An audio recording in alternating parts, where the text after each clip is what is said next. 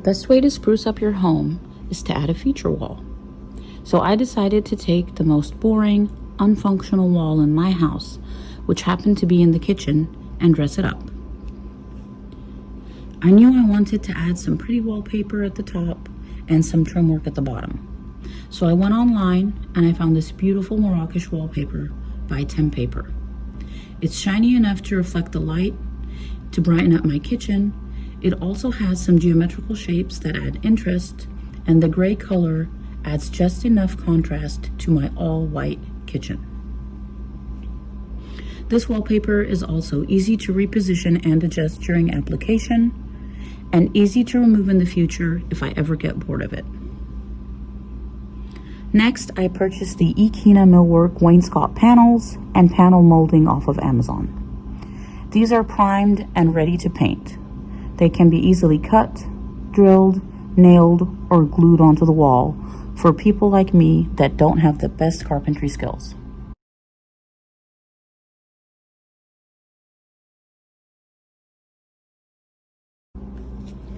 Delivery day is here and my package from Amazon has arrived. This is what the moldings look like. I am a bit worried about the wallpaper. It is a lot darker in person than how it looked online. Let's see how it works out. I hope it isn't too dark. The tools I used were a level, a tape measure, a utility knife, a pencil, a circular saw with a 5.5-inch blade with 90 teeth. The more the teeth, the smoother the cut. I also used an 18-gauge pneumatic brad nailer. Make sure to cut your wallpaper in a way that ensures the shapes line up. You'll probably have some leftover wallpaper pieces. Don't throw these away. I suggest using them somewhere else in your house. In my case, I'll be using these as drawer liners. To hold the moldings in place, I used a wood adhesive to stick them on the wall before using the nail gun.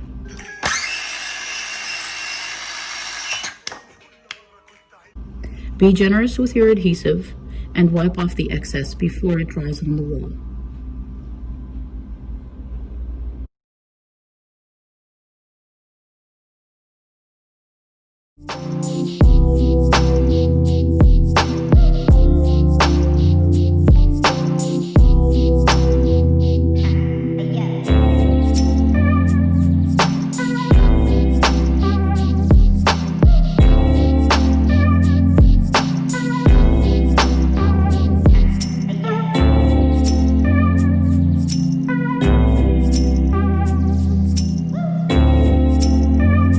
Don't forget to use joint compound to fill in any gaps or holes between the moldings and the wall.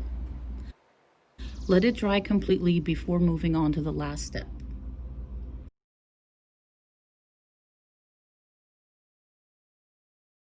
Total width of the wall is 75 inches wide. Each of these panels is 20 inches wide. 20 times 3 gives us 60 inches to subtract from the 75 inches. Leaving us with 15 inches to distribute equally among the gaps between the panels and the gaps between the panels and the walls. Since I know I needed to create 4 equal gaps, I divided 15 by 4, which is 3 3/4 of an inch.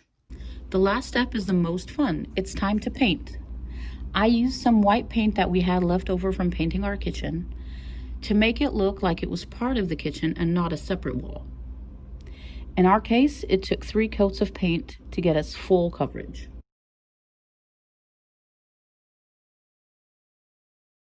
And this is what the finished product looks like. I like it so much, I plan on using these panels for wainscoting the rest of the walls in my house. I love doing DIYs around the house, and I hope I was able to inspire someone else to do their next DIY project. I also hope you found this video informative and enjoyable and would consider giving it a thumbs up and subscribing to my channel.